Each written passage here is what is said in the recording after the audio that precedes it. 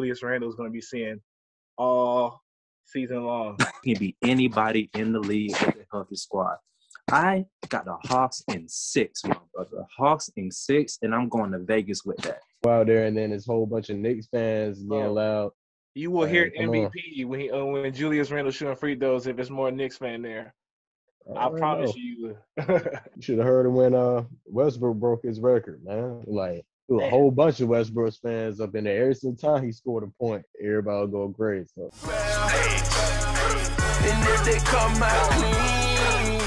All right, everybody, welcome back. It's Birds and the Buckets. I am Rashad Milligan here with my co-host Malik Brown. Malik, how you doing? I am doing good, brother. Good Sunday night. How we living? I heard that. Cannot complain. We just finished the regular season, and this week we got something special for y'all. In one corner over here, all the way from the great state of Georgia, we've got May. What's good? Glad to be on. Thanks for having me, your boy. In the other corner, we have from Georgia. Long Island, New York. By the way of New York fan, Josh Bolton. Hey, we here. New York, stand up. Hey, we got a good one tonight. The regular season just ended as we were recording this. The Atlanta Hawks blew out the Houston Rockets out the water by about 50 or something like that. But the more important news is the Knicks earlier beat the Boston Celtics with Tremont Waters and Jabari Parker threatening them in the fourth quarter, gave them a little run for their money. Knicks got the 4th seed. They get home court, and it is official. You people wanted it, so we decided to give it to you. New York versus Atlanta, the Peach versus the Big Apple, the so-and-so versus the so-and-so, Trae Young versus Julius Randle. Who wants some? Okay, man. All right, here we go. Game 1 in New York, Madison Square Garden. All right. The Knicks swept the Hawks in the regular season. First things first, we're going to go to Boateng. Why would the Knicks beat the Atlanta Hawks in this playoff series? First and foremost, I want to go ahead and start off here. No matter what happens in the playoffs, this season has been a success. The Knicks came into the season, I believe they were like under the salary cap, out like $20+ million or somewhere around that range. They weren't supposed to make the playoffs. I think Vegas had us over under 22 games or 22 and a half games. But the fact that we made the playoffs with no max contracts on the roster, we went from the 23rd ranked defense to around the 1st ranked defense over a year. It's just greatness. So it's a win. We playing with house money right now. But to answer your question, why will the Knicks beat the Hawks first round? It's matchup, man. It's just matchups, man. I mean, I've been following the Hawks this year as well, but just the Knicks matchup is just not good. Let me show you what Julius Randle is going to be seeing all season long. Barbecue, you see this? It's barbecue chicken. This barbecue chicken. I mean, the Hawks have no answer for Julius Randle, and I mean, they're going to try to roll the doubles. And when they roll the doubles, you know, we got Reggie Bullock sitting in one corner. We got R.J. Rowan Barrett Jr. sitting in another corner. I mean, he's just going to kick it out. We're going to knock down at threes. We're going to play good defense. We're going to be physical. I think we're going to get it done. I got the Knicks in 5. Man, your response. Oh, my brother. Egregious Skip Bayless takes, my brother. Hold up. Hold up. Listen. Okay. So I'm going to be real. I'm going to take this regular season matchup with the Knicks and the Hawks with a grain of salt. Why? 2 of those matchup was with Lloyd Pierce, who is now fired from not doing a good job. And also, the Hawks were not completely healthy. Half of the team damn near in a hospital with the injury bug.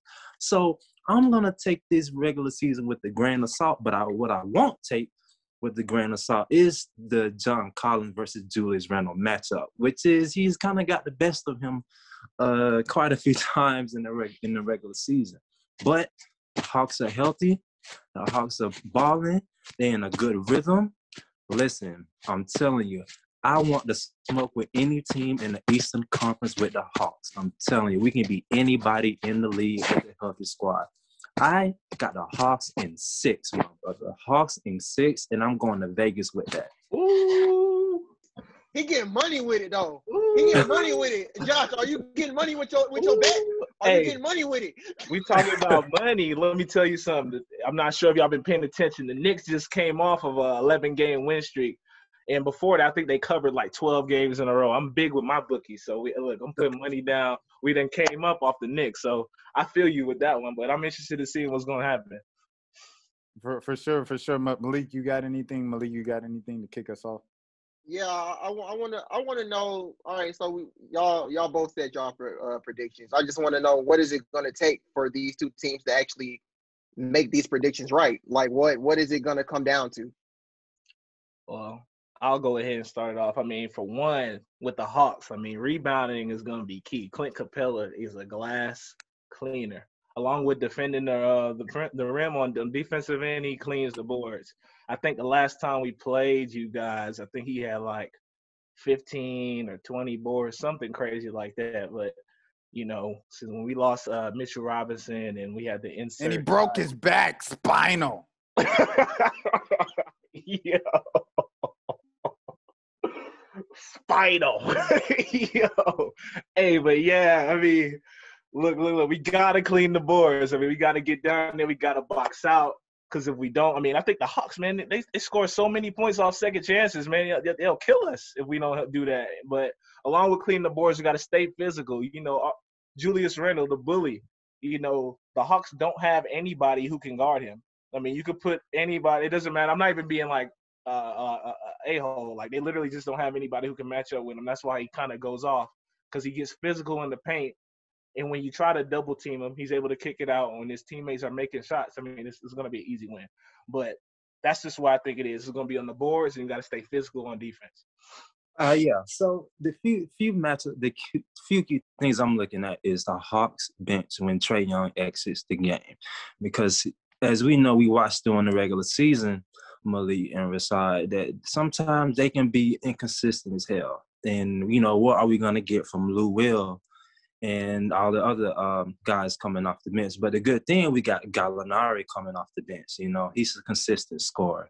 So that's one of the matchups. And also, like I said, the John Collins and Julius Randle matchup. Now, as we know, John Collins in a contract year, he wants max money.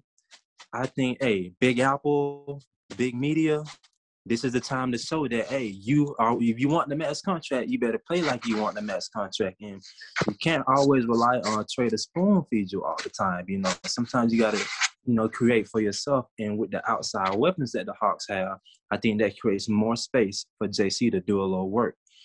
And also, see, Trae Young likes to play fast and likes to play at a high speed. So we know the playoff slows down a lot. So we can see, can he orchestrate in the half court and see if he can just get the offense in without, you know, trying to rush it all the time, because I know he likes to play up and down on the floor.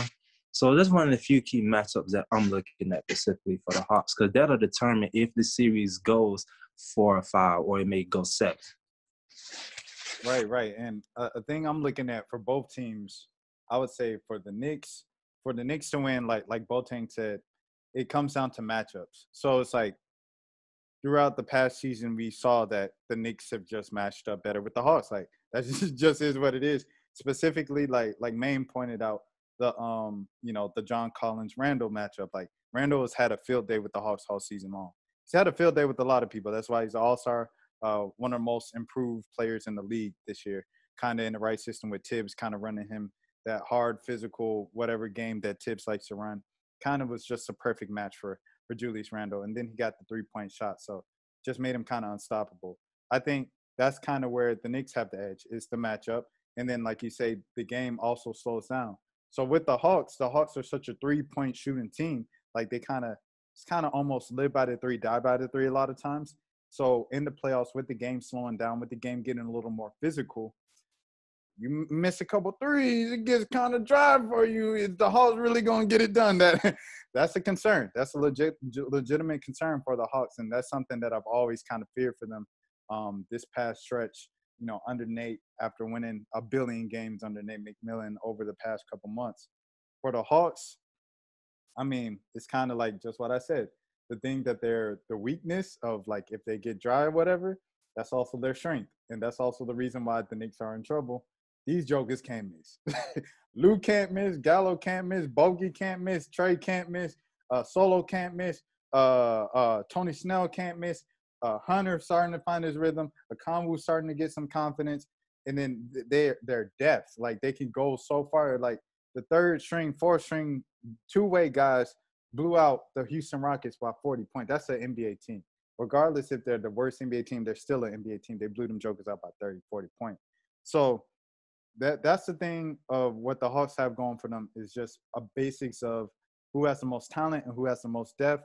And then in that, with those veterans that you sign, the Bogies, the Gallows, that experience is going to really come in handy for them also, because this is both teams' first time being here. So you kind of look at some of the other players who have been there, and the Hawks have a lot more of those players, someone like Solo, who was just in the finals last year. So the Hawks have it on experience, depth, and just overall talent. The Knicks have the edge on matchups, size with Randall. You can't control Randall. And then the game slowing down, physicality. Once they get physical with the Hawks, how do the Hawks respond to that if the 3 balls don't fall? Malik, what's your thoughts? Yeah, I think it's gonna come down to just who has the better team, and I just feel like from top to bottom, the Hawks have the better team. And I mean, it may not have shown in the 3 games that they played this previous season. I mean this season. I'm sorry, but I mean, like Maine said, the first 2 games were under Lloyd Pierce. I mean, the first game they had a 15-point lead and blew it. The second game, I think John and Trey they didn't even get a shot up in the fourth quarter. And then, of course, the third game, the Hawks had control the entire game, and Trey goes down with an ankle injury. So I mean, I feel like in every 3 games, all those 3 games, the Hawks showed that they could compete and actually beat them. So they just didn't finish. But I think that the Hawks just have more offensive firepower than the Knicks. And I mean, I know the Knicks, they may be like number 1 or number 2 in defense this season, but I mean, you got to worry about Trey, Bogey, John. You got to worry about the whole starting lineup. But then you got to worry about the bench. You got Gallo coming off the bench. You got Herter coming off the bench. If Herter and, depending on who starts. Then you got Lou, all these dudes. Like, it's just so much to contain. And I feel like the Knicks just don't have anything to really counter with that on their offense. I mean, of course, you got Julius Randle. Julius Randle is going to bully you. That's what he's done to the Hawks. I just feel like John Collins can't really contain him in the post, and you don't want to put Capella on him because he's going to toast him on the perimeter. You don't want Capella on the perimeter. So, I mean, it's kind of like, what are you going to do? It's good that DeAndre Hunter's back because I feel like he'll do a good job of him or Solo. But, I mean, if you can contain Julius Randle, I feel like you can contain the Knicks as a team because everything runs through Julius Randle. And, I mean, they got Derrick Rose. I know Quickly's showing some things. RJ Barrett's showing some things. But they're not really like, are you really afraid of them? You feel me? Like, you're afraid of Julius Randle. But are you really afraid of the other guy? So, I'm down to. Josh, I have a question for you. How much has the addition of Derrick Rose really helped you guys this season? Oh man, Derrick Rose, man, we got him for Dennis Smith Jr. and a 2nd-round draft pick. I think that was probably the best trade the Knicks have made in probably the last 5 years, to be honest. But man, like Derrick Rose, he's the floor general. He's the only point guard we have on the roster outside of Harper that doesn't play. I know Elfrid Payton is considered a point guard, but I'll go ahead and be honest with you guys, man. Elfrid Payton only plays because Derrick Rose can't play beyond that 25-minute mark. If Derrick Rose was younger, he would be starting and he would be running the floor. I mean, I know the Knicks don't play on TV a whole lot, especially down here in Georgia. When I watch the games, I got to stream it. So I'm able to watch it all. And I'm telling you guys, the game for the Knicks, it doesn't start until Derrick Rose checks in around that 5-minute to 3-minute mark in the first quarter, and then the game gets going. Because you'll see what I'm talking about. I'm not sure when they play. I don't think the NBA has announced it, but Derrick Rose, he's been huge. To answer your question, he's the point guard of the team. I think the Knicks won't be serious championship contenders until they get another point guard to go with him and maybe another wing player. But Derrick Rose gives us that shot, and that's the reason why we've been good with him. I think we're like 20-7 with him playing. So yeah. Yeah, so y'all had like a pretty much like a Lou Will effect with Yeah. Rose. Yep. Man, what was there something that you wanted to say earlier? Yeah, this Hawks and Knicks matchup reminds me of, I know you remember those series between Memphis Grizzlies and Oklahoma City, those grinded out series where you meet a young, fast-paced team that this grinded out team plays at a slow-ass pace and want to keep you in the 90s, the low and mid-90s, and things like that. So, I mean, obviously there's no KD type of player or Russell Westbrook, but these type of matchups reminds me of those series between the Thunder and the Grizzlies back then, like 2012, 2013, 2014, something like that. The whoop that trick Grizzlies.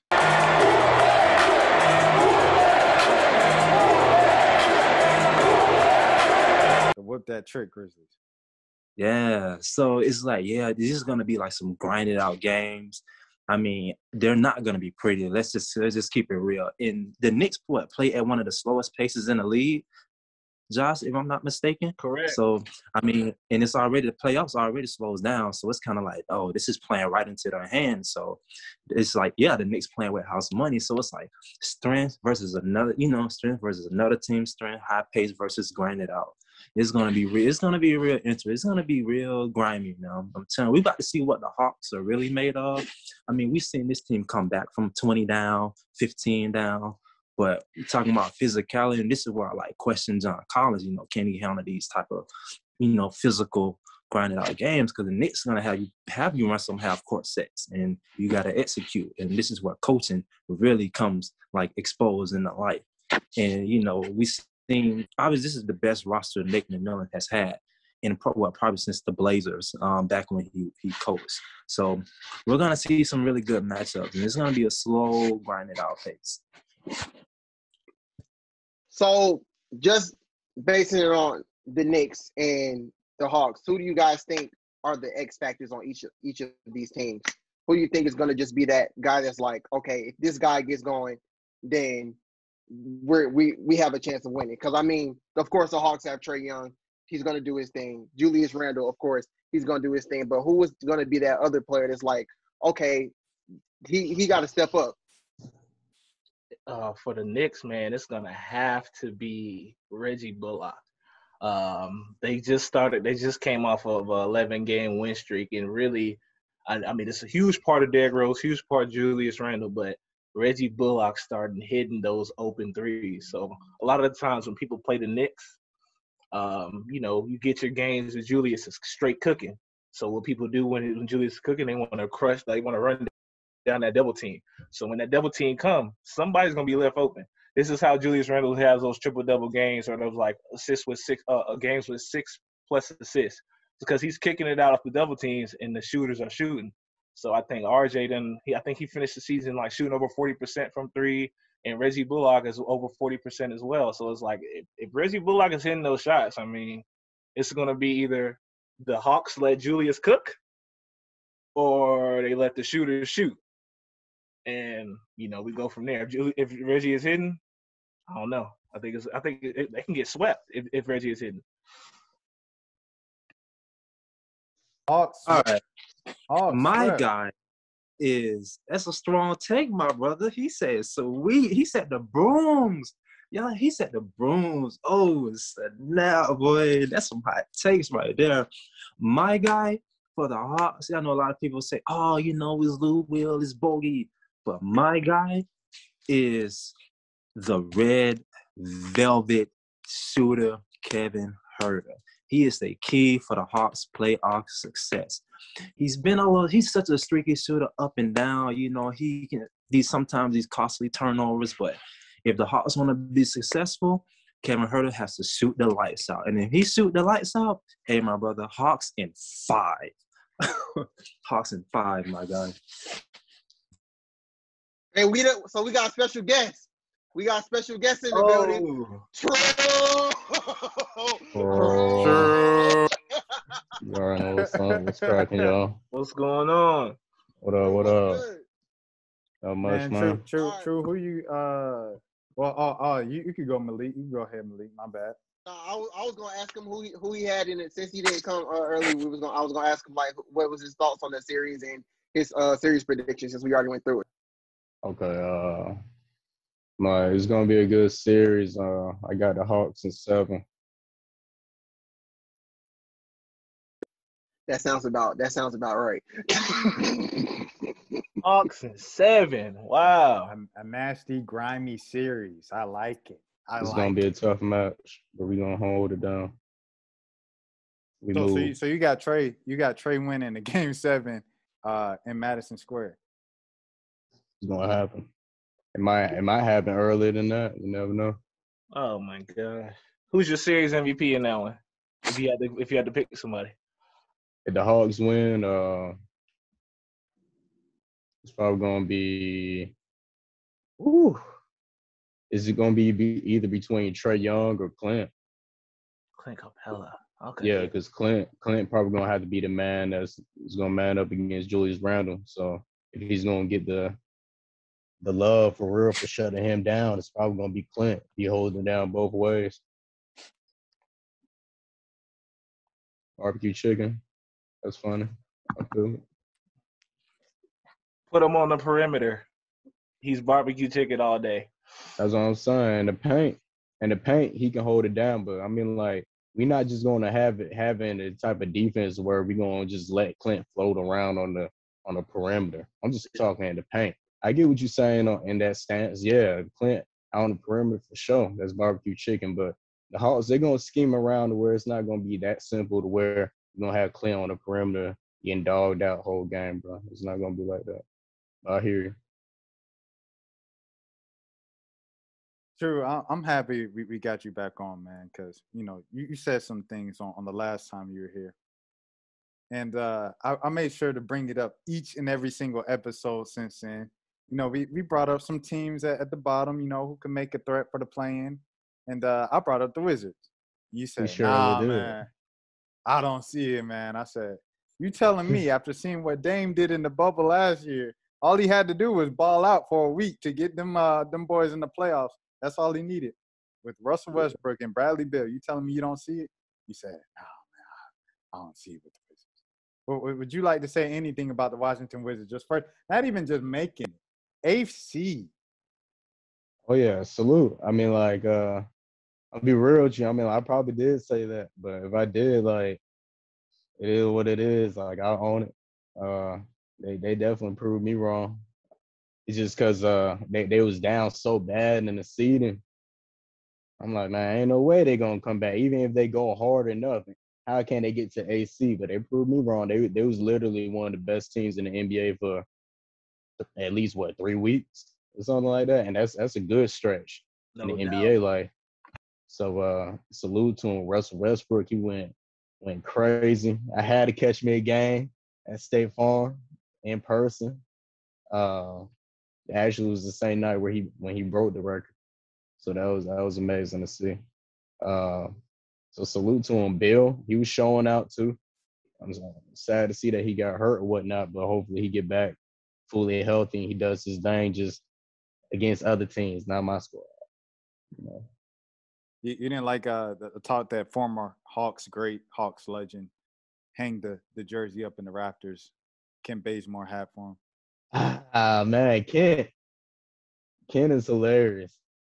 I said on Twitter, man, I was like, I guarantee you Ken probably didn't even think that quote would even get back to Bill. So he had to own it. Like, you see Baze, I don't even think Baze responded to it. And if he did, it was just like something subtle, but he ain't about that type of life anyway. True. You got the whole go ahead. Go ahead. I was gonna say he came with the PC response. I think they had him on like First Take. I think he said something along the lines of let's just keep it to basketball and that's not talk about injuries or something. It was something weak. So it wasn't like he didn't feed into it like the people wanted, Yeah. That's MAGA Baze. Oh, Lord have But mercy. Bays, he do need to watch out with speaking of other folks' injuries, though. I feel Bill on that. Yeah, for sure. But true, But man. I'm Like with the trash talk. Like everybody got a trash talk. last time we had Yeah. you, we asked you about Trey using We Move. Now the whole team Mhm. uses We Move. Mhm. Like, what part of this miraculous Hawks second half of the season comeback do you attribute to you? No, it doesn't have nothing to do with me. They're just using the slogan. I ain't taking credit for none of that. But True Popovich. right. But nah, I ain't taking credit for none of that. But I mean, like, salute to them boys for turning the engine. Shout out to Nate McMillan for turning things around. And as much crap as everybody wanted to give to our injury staff, everybody back healthy besides Cam Reddish. So we got to give a shout out to them as well. So from the top to the bottom. All right, true. So not true you, but to everybody. So of course, whoever advances to the second round they're most likely going to get the Sixers. So I want to know, how do y'all think the Knicks and the Hawks match up with the Sixers? Yeah. I'm with it.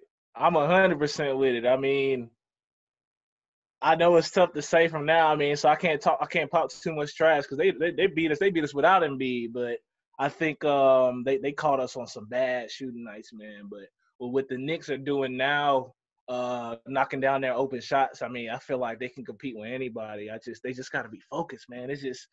It's hard to say, so I'm not gonna talk too much trash on that now. Got to see how they play against the Hawks for one. Because I mean, for one, we gotta focus on that. We cannot look past the Hawks. I mean, this is our first time being back in the playoffs in the past 8 years. So, but with the 76ers, I like that matchup with the Knicks as well. Yeah, I'm with you, Don Josh. We kind of gotta focus on this Hawks and Knicks series before we take that next step toward the Sixers. But I like the Hawks matchup with the Sixers, especially with Dre Hunter back in the lineup. Without him, I'd be a little concerned. But like I said, man, with healthy, I want all the smoke with any team, man. I mean, my only concern is if we contain Embiid and we keep Simmons out of the paint. But he's a great defensive player as well, so I know he's probably going to be matched up on Trey a lot. So, try to get Trey move off ball. I want to play him a little more off ball so he can get a little more open shots. But, yeah, man, I like our matchup with the 76ers too as well, man. I like our matchup with the Bucks. I like our matchup with the Nuggets. I like our matchup with anybody, man. Come on, brother. But I don't want to get too ahead, though. Let me slow down. I'm excited. Hawks over the I Nuggets like in the the finals? confidence. You got Hawks over the man. Nuggets in the final? Hawks in 7. First championship to the city of Atlanta over the Nuggets in the finals in 7 games. You heard it here We're going to first. party on Peach Street, baby. Man, True, what you got? Against the Sixers. For the Hawks, I like their chances. I like the chances with anybody on our side of the bracket. Really the only team that, of course, you got to get shout out to the Nets, but the Bucks, man, I feel like everybody kind of sleeping on him a little bit, and he kind of under the radar now. Like, Giannis got both his MVPs, and they kind of went outside last year. So I think they kind of on the lowest of keys are underdog, just like the Hawks. I'll be preaching we the underdogs for sure. They definitely on the lowest of keys underdogs now because nobody really worried about them. But so I like the Bucks' chances this year too. them boys can shoot. Yeah. Yeah. But I the think this is Sixers, the Bucks' best. Even though they had better records the past 2 years and this season, I think this is their best roster, honestly. Because you got Drew Holiday, way better upgrade than Bledsoe. And then you got Giannis hitting that mid-range shot, man. He's looking fluid and confident. So, hey, yeah, the Bucks, man, dangerous. Y'all trust Budenholzer in the playoffs? Nope. This it for him. This it for Mike. This is it for Mike. They say you don't get it done this year, you out. Yeah, I I agree. don't know, man. Even if that is the case, it's just who's the upgrade right now in the market. They on the tough side of the bracket, Boy, though, Pierce. man. I think they'll get a pass because I think they Hey, gonna play Popovich the said LP gonna get a job real quick. So Hey, who gonna sign Elfrid Payton next year? You think the Hawks gonna pick up Elfrid Payton and take this contract off of us? probably not. Come on, man. Nah, Don't just insult cause us like that. you know Travis Schlenk, he with the They already got pass, Chris Dunn. dribble, shoot. He can't shoot. Bro, Elfrid Payton is probably I'll go down on the record and say that he is the worst starting point guard in the history of the NBA. I Question: mean, so why does Derrick Rose not start? he can only play a max 25 minutes a game. So Elfrid Payton is he hold his place. Tim Thibodeau want Derrick Rose to close games and then run throughout the end of the stretch. So Okay. he keep Elfrid Payton in the game as long as he can without giving it up. Then he pull him, and then you won't see Elfrid Payton the whole second half. Understood. Oh, Gus, what's up with what's the guy from France? And what's his name? Frank. Oh man, I was actually wanted to say something about that. Frank, man, I think he's gonna be on his way out. He's gone from he was drafted as a point guard, but he's not a point guard in this league. And in order to be able to play point guard in the NBA, you gotta be able to either slash and score, facilitate and create, or or a mixture of the two of them. He literally can only play defense. I mean, and he's kind of developed the 3-point shot. I mean, he shot. Well, actually, I won't even say kind of. He shot the 3-point shot really good this year, but he's kind of turned into more of a 3-and-D guy. And we don't really need him because we got RJ and Bullock, and then off the bench we got Burks and Quick. So it's like it's no place for him. But I think if Thibs is smart, I think he'll start Frank Ntilikina over Elfrid Payton to play that stop role for D Rose, just because Frank can play defense on Trey, and that's the one person I think we got to control. I have a question. So like, what do y'all do with Quickly? Like, what do y'all do with him in the lineup in the rotation? He is literally Lou Williams. He's that spark off the bench, that combo guard, somebody who can run your run if you need him to. Or if he got to play off ball, and, catch passes off of picks, screens, and stuff like that, he can do that too. But he kind of like a hot and cold player. Like, I won't say to the extreme as JR, but it's like if he hot, he hot. But when he cold, it's like he kind of kill us. I want to talk to my Hawks people real quick because I've noticed something.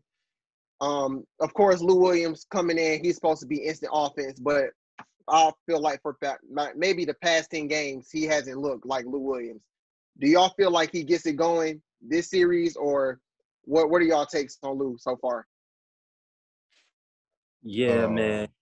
Oh, go ahead, Drew. You knock it out. I'll let you go. So y'all know we seen.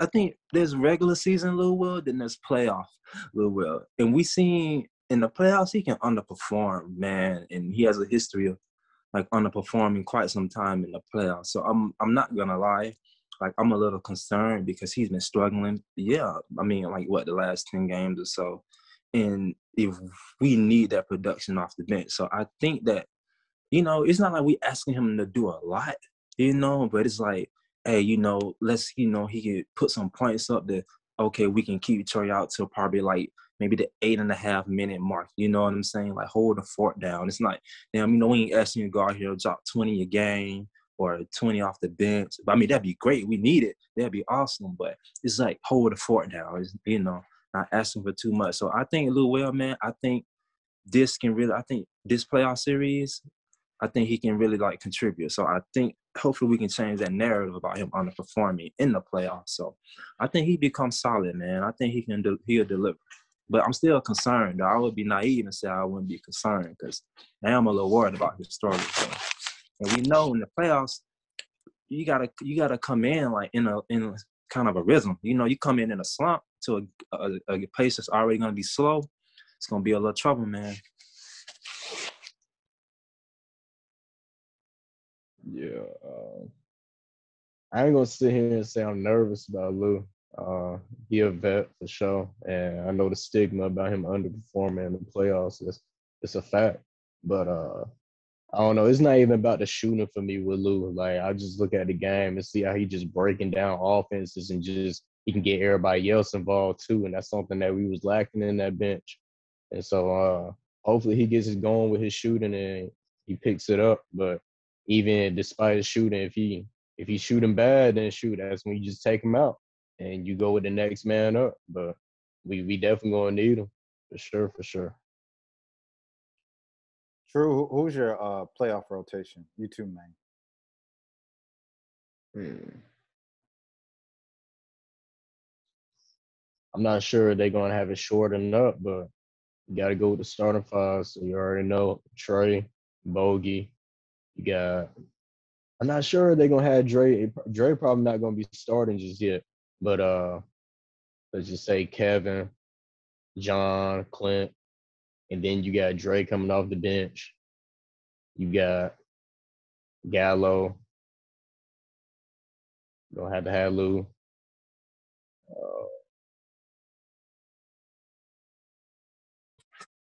Onyeka. And that's 9 already. Like, I feel like I'm missing somebody key. You got Solo and what's his name? Snell. Tony Snell. Mm-hmm. Yeah, Snell. So, Solo probably gonna get his minutes in though. So I don't know. I don't know. Wow, that's tough. You're probably gonna be able to have a 10-man rotation depending on how things go. It ain't gonna be like that. It's probably gonna be like trend down to about 8 or 9, but just having the luxury of putting somebody in real quick is just like a fake little full 10-man rotation. But I don't know. I can't wait to see how Nate is gonna do that because he got a lot to play with, which is a good thing. Yeah, mine's a pretty spot on with True. I think that, your starting five is Trey, Kev, Bogey, JC, and Clint. And the only reason why Dre is not starting because, still want to shake that rust off, man. I don't think he's ready to log those. I mean, most likely Nate, probably maybe you got game 3 or so, maybe take put those heavy minutes on Dre in because obviously, you can't really play with a meniscus like that, especially in the knee. So I think he's going to come off the bench. I really think Okongwu going to get some playoff minutes in this series. So what, you looking at 7? Of course, Gallo, that's 8 right there. He seems committed to Snell and Solo, as we see. But as we know, the playoff rotation most coaches shorten them out.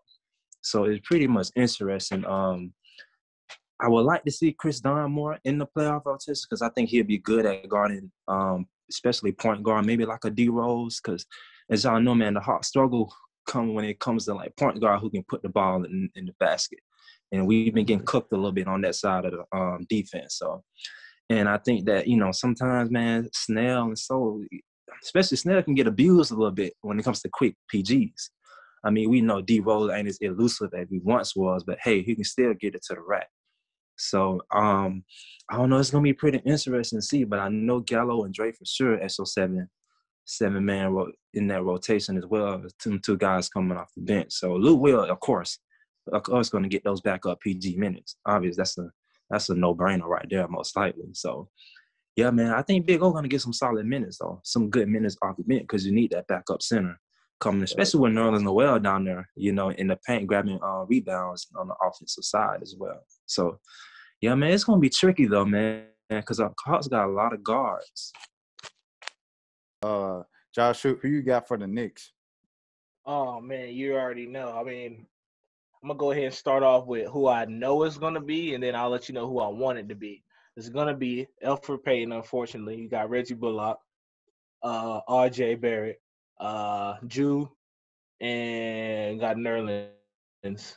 Then off the bench, you're going to have Taj Gibson, Derrick Rose, Emmanuel Quickly, Alec Burks, and then Obi Toppin. I think that's what they're going to go with, Obi Toppin. But I think situationally, say if it getting down to the nitty-gritty, third quarter, Derrick Rose maybe his legs is getting real short or whatever, or looking tired or whatever. I think they throw Frank Ntilikina on there to try to slow down Trae Young because I think the Hawks are going to lean on Trae Young heavy for some scoring, man, heavy. But, yeah. But if I had to choose, I would pull Payton out the starting lineup immediately and plug in Frank Ntilikina. You are not a fan of Elfrid Payton. You are not a fan. Hey, one thing I'll tell y'all boys, man, if you want to laugh, just go to Twitter and search Elfrid Payton. You ain't gonna see nothing but Knicks fans talking trash about him, man. He really, like, when he's on the court, it's 4 against 5. Well, really 4 against 6, because like he's a whole op. I mean, he can't shoot, he can't finish. I mean, he got $1 million moves to get into the paint, get to the rim, and he'll either get it blocked or he'll smoke the layup. And it's like, teams literally guard him. Like, you remember how they used to guard Rondo back in the day? You got your one at the 3-point line, and the defender like way in the paint. It's like, you can't. But he's not the facilitator that Rondo is, so the threat is not there. But it's just like it's bad, man. Elfrid Payton finishes games. Say he shoots 11 shots, he'll probably make 2 of them with 1 assist and maybe two boards, and then a -6 plus or minus, and he starts, man. It's just like, it's tough, man. It's real tough. But yeah, that's my lineup. All right, Josh, I wanted to ask you another question, because it's funny that you talk about Elfrid Payton getting all this slander on Twitter. I will never forget, like, it was maybe the first 10 games of the season, maybe even the first 5, and I saw Knicks Twitter slandering Julius Randle. Yeah. Talking about, oh, he's a ball hog. They need to get rid of him because the younger guys aren't developing. If he's just going to keep ball hogging, like, I saw that maybe every game they played. Yeah. What was the development? Like, what made it this just turn around? Let me tell you, man, I'm not sure if you paid too much attention to the Knicks last year because they were a real bad team. But if you go look at Julius Randle's numbers, he was getting buckets. To say the truth, he was getting buckets, but it was empty stats. He would always, like, Julius was gonna get his. He's gonna shoot about 18 plus times a game, and either he be hitting, he gonna get some points. If he's not hitting, he's not gonna get points. The facilitating wasn't there. This dude, I don't know what happened. That 9 months that they had off, he got in the gym, started working on getting to his spots and knocking down that mid range, started shooting threes. And out of nowhere, he started facilitating, man. Like, he started getting buckets earlier in the year. And when the double teams were starting to come, we didn't know that the facilitating was there. This man was able to spin out of the double team, kick it to open the player, better than Elfrid Payton, the point guard. So it's like, that's the difference, man. And last year, it just seemed like he was just out here trying to get stats and make his money.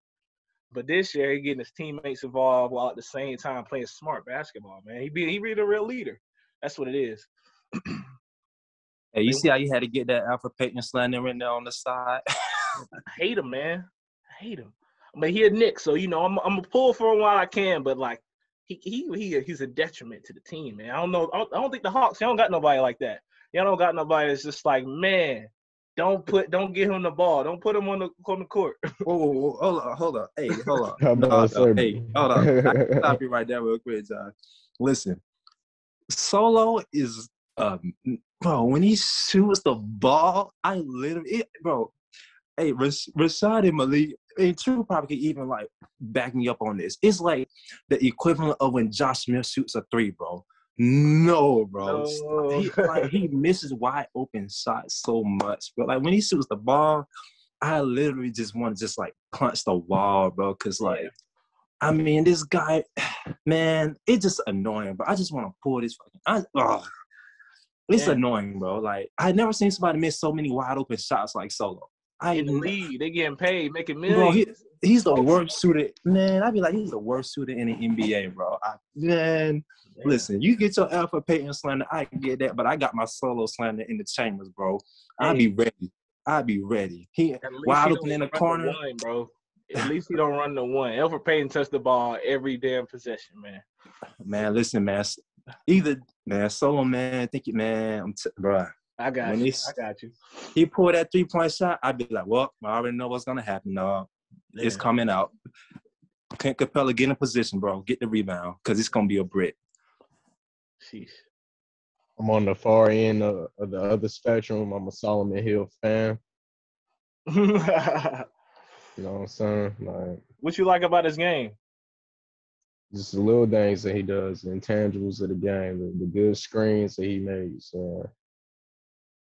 just the extra passes. He's a good cutter. You know what I mean? Like shooting shooting ain't the only thing, you know what I'm saying, by the game. I'm not saying that that's what you're saying, but I'm just saying in general, shooting ain't the only thing that's like important about the game. And he does the other things that folks don't look at on the court. And that's the reason why he gets his minutes. I'm a Solomon Hill fan for sure. True. And the playoffs are wild, man. Like, you can be like about 32% shooting in the regular season. Next thing you know, game 4, you come in, you hit 3 for 5 from the 3-point line. You know what I'm saying? You come off with 13 points. That's probably, I bet you 8 times. I bet $150 that'll happen with Solo, bro. I bet you all that's fun to do in the regular season. There's gonna be a game or two. He comes in, he's gonna drop like 13 points, bro. Hit a couple of clutch threes. Hey, to be honest with you, the Knicks is going to be the team he's going to have to do it against. Because one thing about our defense, we get so much praise about the defense, but we give up so many open looks, whether it's an open layup or it's an open 3. It's just up to the team to hit it. And the thing is, a lot of teams, they don't hit their shots when they play us. So that's what happened with the Hawks. Not the last game, but the game before that. We gave up so many open looks. It's just at bricks. But yeah.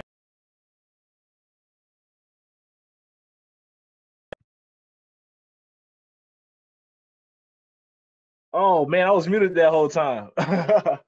No, I heard you. Oh, okay. I was about to say. I heard you. Bro. Nah, you got anything, Rashad? You what? I'm good right now. I'm good right now.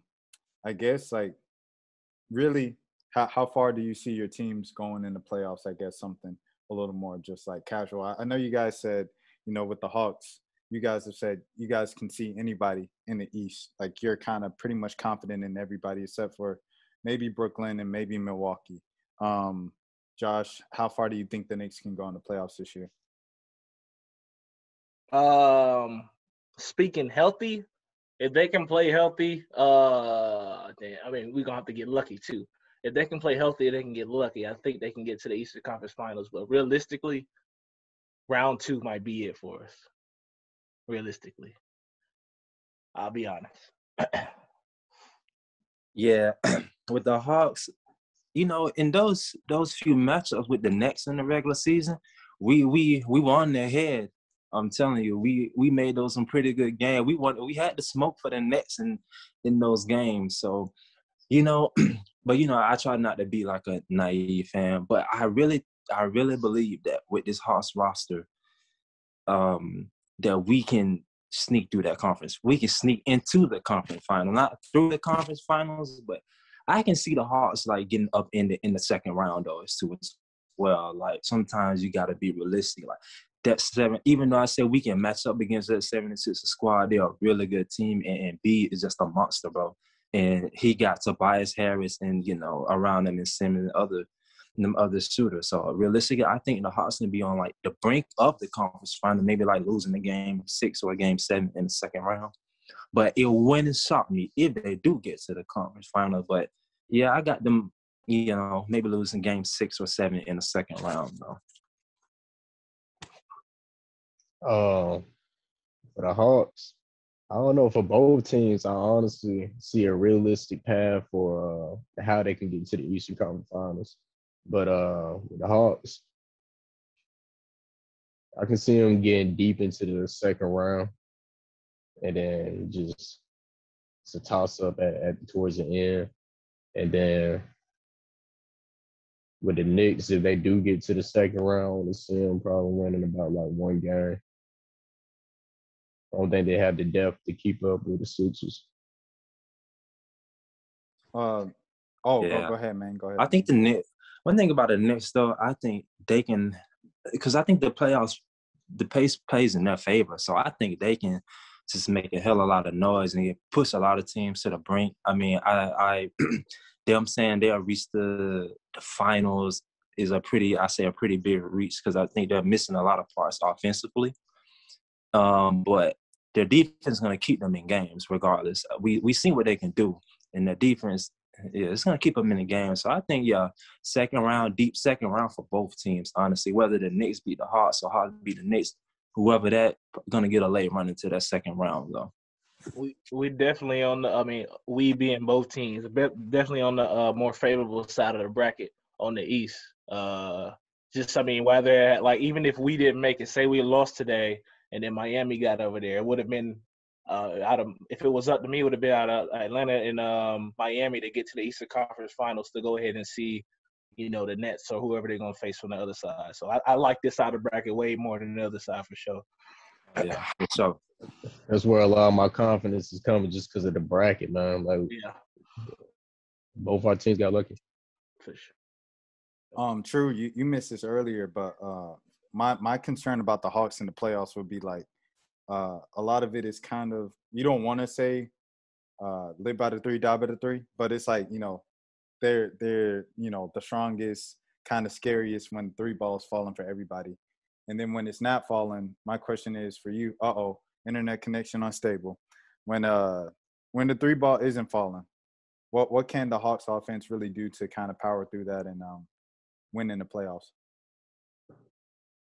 I mean, like, penetration. You just gotta do the pick and roll, do whatever all ball actions you gotta do. Because I mean, like, even if you get to the three, hop, drive in, suck it in. You know what I'm saying? Suck in the defense, pass it out, and just try to get an open shot. You know what I'm saying? Regardless, because that shot gonna fall eventually, as long as you just playing the game the right way. And if you don't, then at least drive to the basket, try to draw some contact, get to the free throw line, get some rest, do what you gotta do. But I think we're gonna be okay with the 3-point shooter. I think they're gonna really focus on Trey so much, and we got plenty of other weapons, so that's gonna work in our favor. And I guess True. Who you think is the my bad. bad. Go ahead, Josh. I was gonna say, I will say that I'll co-sign that, because one thing about the Knicks and this defense, I watched all 72 games. They will trap and double team whoever is like the hot player is, and they just gonna be like, hey, we're gonna live with whoever your off wing player is just shooting the open three, and either gonna hit it and you're gonna get the bucket or you're gonna miss it. They're gonna live with that. And that has hurt us, like, Series.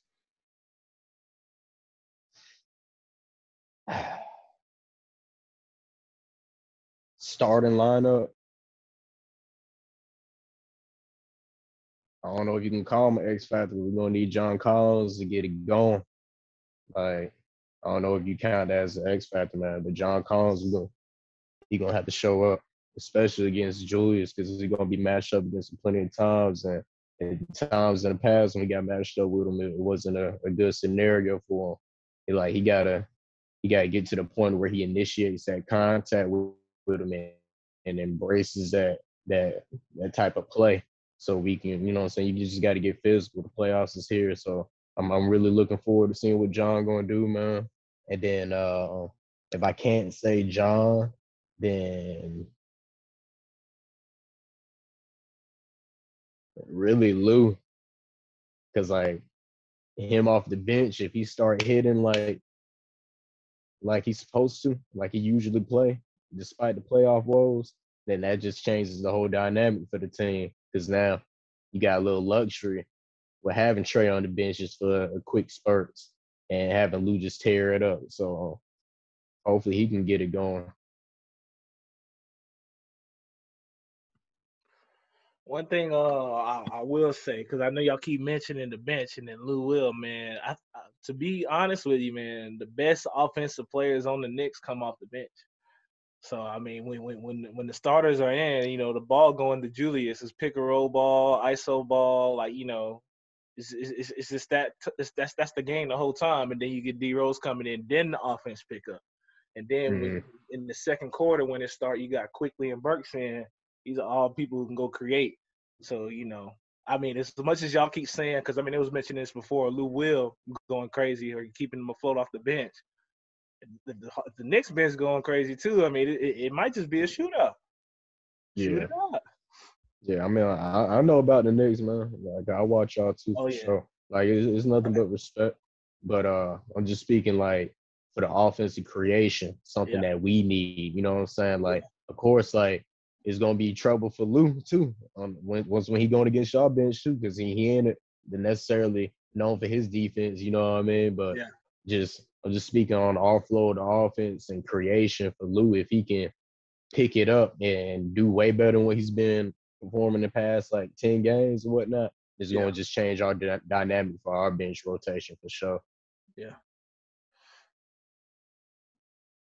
Josh, I think the Knicks had about a good 9 to 10 man rotation during the regular season or something like that. Yeah, that's all you're gonna get from T. It's the same 10 people.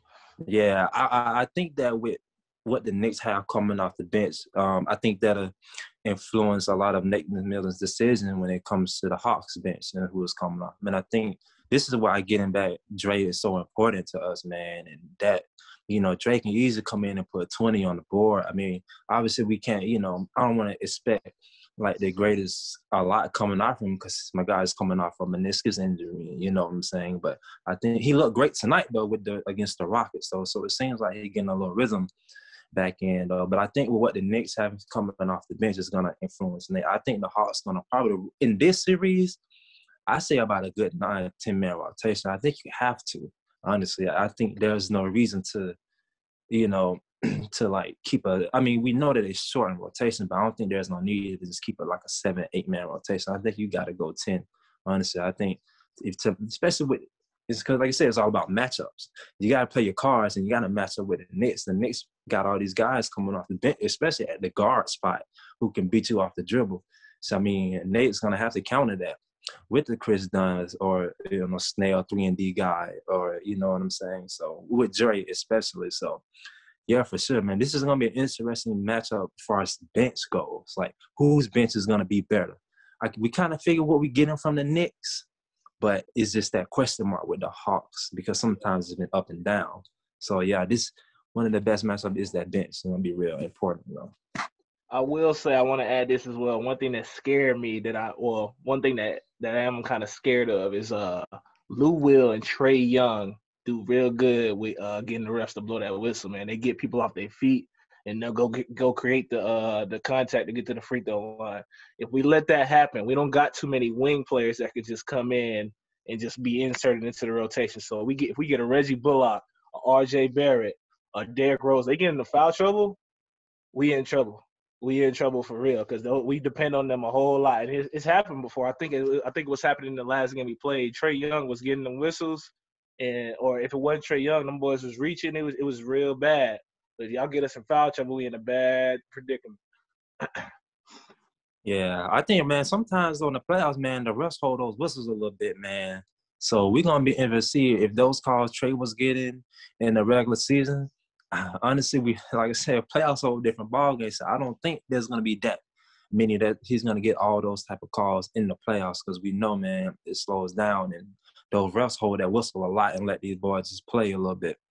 It goes back to John. You know what True was talking about earlier with John. He already wasn't getting those calls. He got beat up the last time they were up in Madison Square, and it's just going to be that kind of like times how many games the series is now. So it'd just be very interesting to see how he kind of plays through that. The way he's been playing through it all year, but to not get frustrated and continue to just keep playing. And for Trae, when he's not getting those calls to, Trae does a good job. Like there's been a few nights where Trae's only attempted one free throw, a couple free throws. He's only taken one trip to the line. So regardless of popular belief on the outside and stuff, Trae has found a way around free throws and stuff like that.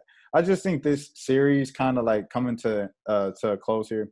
I just think it's good for the league, man, because these are two fresh teams, and then, like everybody always says, oh, the NBA is so much better when the Knicks are good. Like, for the Knicks to be back here and not an 8th seed or something like that, but in the middle of the pack, winning record, home court, everything like that.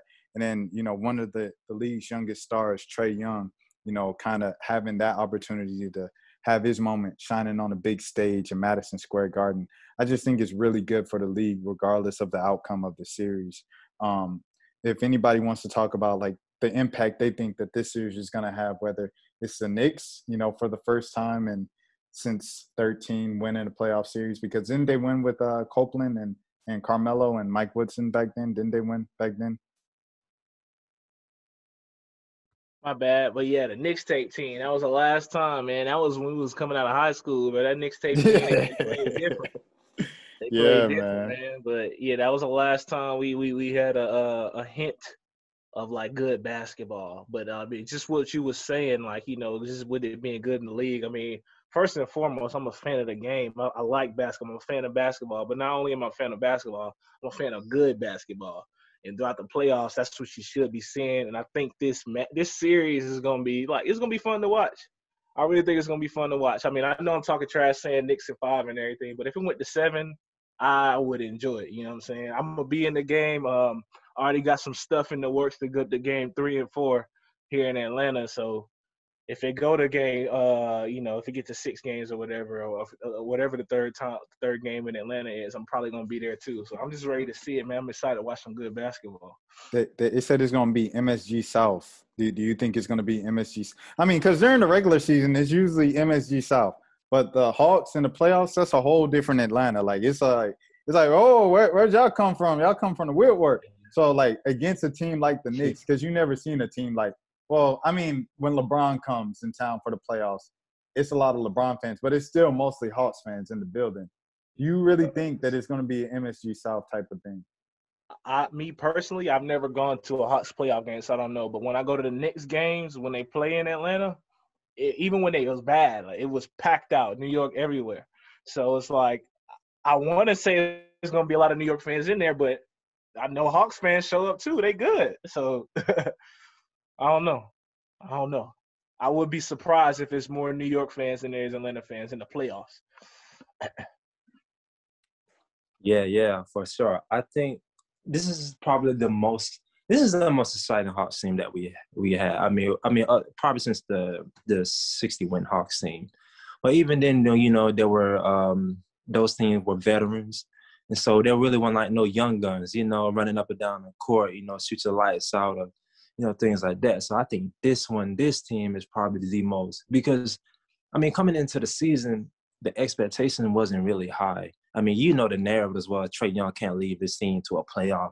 You know, everybody's so focused on, you know, the great white hope in Luka, as you know what I'm saying. So, and you know, when you remember that when Trae airballed in the summer league and all hot takes were flying, man, and they were just wild, just all out of pocket. You know, he ain't gonna lead the team and things like that. So, I think with New York being one of the biggest media markets out there in sports in general, this is like playground. It's like Halloween for Trae Young, you know. This is where the time, you know, big market, Madison, MSG, playoffs. This is the time to shine. This is going to be a good exposure for the Hawks because, you know, you get a lot of fans saying, damn, you know, where our recognition at, you know, where our, you know, why you ain't talking about us on Sports Center or in the media, you know? Well, hey, now you got your chance. So now I'm like, hey, it's time to prove it. So this is going to be really big for both teams with the Knicks. I think everybody got the Knicks favorite with the way they're playing and how they're riding high. So the Hawks are underdogs actually coming into this series, you know? So I think, if anything, the Hawks themselves are playing with house money as well. So maybe you said, Josh, the Knicks playing with house money too, because like you said, nobody expected them to be in this position. And hell, I don't even think nobody expect the Hawks to be in this spot too as well with the way they started, Lloyd Pierce and the injuries, you know? So hell, both teams coming with the same narratives in a way. So it's gonna be real. It's gonna be real great, man. Especially for the Hawks fans, man. We got this young team, and shit, this is where we got our superstar player, the Hawks. Well, we haven't had since Neek, if I'm not mistaken. So yeah, man. Hey, we got our perennial superstar player. Probably most likely gonna get a max contract after his rookie contract. So yeah, man. I don't think it's gonna be one of those. But you can't underestimate it. So I have a lot of New York fans in the A, man. They run deep here though. So, you know, I think it's going to be real cool to see, though, regardless. For sure. First and foremost, I mean, like, I just want to say to the Hawks and Knicks fans, congratulations. You know, we're here. We moved. We pretty much was in the same position in the past years and just really on the same timeline. Yeah, we both did it in different ways, of course, but I'm excited to see the series, man. I'm gonna definitely try to catch one as well here at State Farm Arena. And to all the Hawks fans, man, come out, show up, support, because you already know the Knicks fans, they deep down here. They deep down here as well, just like Miami fans, Laker fans. Like we got a melting pot of a city. There's so many people that's not even from Atlanta. So the homegrown talent, y'all, like we got to really show up and show out and make sure it's loud. Make sure the whole team hears. But I'm ready for it. I think it's probably gonna be one of the best first round series, period. And with the Hawks too, like most of the times if we make the playoffs, they put us on like NBA TV or something like that. But they can't ignore us now because we're going against New York, so we can't be ignored. So now we just have to go out there and handle business and make sure that they keep that same energy. Yeah, the NBA foolish to put in the Knicks game in the playoffs on NBA TV. That's kind of an insult, honestly, bro. Right. Man, that's hella insulting. We gonna have that primetime spot. I promise. I can see them putting us on that primetime ESPN Sunday 4:00 game. I think that's what they're gonna do for real. Because if you think about it, what other? Well, I guess we won't see it until after the play-in, so we'll see. But yeah. Yeah, just piggying back off of y'all, like I think this series is a series that the NBA is looking forward to. It's just the fact that, you know, these two teams are coming off of rebuild years and they haven't seen winning in a minute. And just the fact that they're playing each other, and then you got the whole, it's not really anybody with experience on either of these teams, like legit player. I mean, you got D Rose and Taj Gibson on the Knicks, but on the Hawks, I mean, who Solo just came off a finals appearance. Gallinari was in the playoffs last year, but it's not really anybody with, like, you know, true playoff experience. So, I mean, it's just two young guns going at each other basically, and that's what's going to come down to who's going to come down with the better talent and win this series basically. So, and like you say, they can't put the Knicks on NBA TV. That is a disgrace. So I expect some TNT games, some ESPN games. Like they might get one NBA TV game. I don't need all that, but hey, yeah, this is something that they need. I was gonna say I actually just looked it up. It don't look like they're doing nobody dirty. It looks like it's gonna be all ESPN, ABC for both Saturday and Sunday. So we should be straight. That's what's up, man. Yeah. Hey, Josh, do y'all know like what's the Knicks seating capacity in the playoffs? They doing 30%. So 30, I think it's like 19,000. So I'm not sure what 30% is. So it's gonna be loud in there, man. It's gonna be loud. So 30%, 19,000. What? Never mind. I ain't gonna get here and display my mask. Hey, it's been a few years. Hey. I'm good on that one. We just go out the way to see. So Atlanta, you actually gonna be like True and Josh said, like there's gonna be enough people to actually hear him. So 50% plus a little fan section, it's gonna be loud in there. So I don't know. 50? Yeah, 50. Atlanta doing 50? Oh, they was doing 30 for the regular season. Oh, I didn't get to go to one. Yeah, they was the doing tickets for the regular season was going crazy, yo. I ain't gonna lie. It's piped in there. I've been about like 6-7 games. It's piped in there for real. Yeah, I already know it's gonna be loud for the playoffs. That's why it's imperative that the Hawks fans show up, because we can't go out there and then there's a whole bunch of Knicks fans getting loud. You will hear MVP when Julius Randle shooting free throws if it's more Knicks fan there. I promise you. You should have heard him when Westbrook broke his record, man. Like, a whole bunch of Westbrook fans up in there. Every single time he scored a point, everybody would go great. So, like, that when the Hawks beat the Bucks, about a week or two ago, man, them fans was in there were pretty loud, man, for only 30 capacity. That's loud. That was really loud. Yeah, so I can only imagine it at 50%, because I really do believe the Hawks fans gonna show up, because I think they have a lot of hype for this young squad coming in, and it's the Knicks. So hey, that's like I said, that's Halloween, maybe. That's Halloween for NBA, just as a fan in general, man. That's just great for the game, though. Atlanta, New York, talking about two big cities, man. Yeah, man. You know, eat. Hey, you gotta eat, baby. You're talking about a league Halloween, trick or treat, baby. Yeah. But I got you. The league was in a really bad place with 4 consecutive finals of Cleveland, Golden State. They needed They needed this, man. They needed the Lucas to come up. They needed the trades to come up. Like, they needed all of this new fresh air and stuff like that. But yeah, man, without further ado, everybody go around, shout out your socials, where the people can find you. Oh man, sure. You can follow me on Twitter at Maney_Main, Maney_Main, MAINEY_MAIN like the state. So, you know, follow me on Twitter. That's my same as IG handle as well, you know. It may not be all basketball. You got a little political tweets on that too as well. But hey, shout me out. It's playoff time though. Just for my so just warning y'all. So hit the follow on Twitter and Instagram, same handle. For me, man, I'm on the socials, but I ain't too big on it here. I mean, I ain't start my YouTube channel yet because I actually want to get into YouTube myself. So I mean, I guess you can go follow me on Twitter at JoshX2_. You're just gonna see a bunch of hot Knicks takes. I'm a Jets fan, and weirdly enough, I'm an LSU football fan too. So that's all I tweet about. You can follow me on Twitter at Trubane Virgo. It's TRUBANEVIRGO, Trubane Virgo. Sports takes, NBA, football, all that, video games. Follow me on Twitch. That's about it. You can find me on Twitter and Instagram at _Malik ATL. And subscribe to Atlanta Sports Unlimited today. Please subscribe. Roll to 1K. Subscribe to my boy. Someone tell Malik Future is better than Drake, man. No, we're not doing no.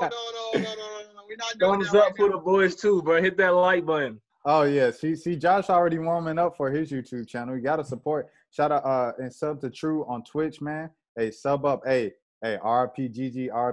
Shout out to the know what's going on. You know what I'm saying? Hey, shout out Aiden Ross, man. Shout out True. He the next Aiden Ross. I'm already calling him. You know what I'm saying? But hey, man, RashadMilligan.com. You can follow me on Twitter at The Real Kennedy Carter. Let's get it.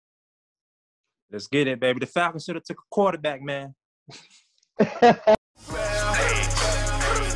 if they come out clean.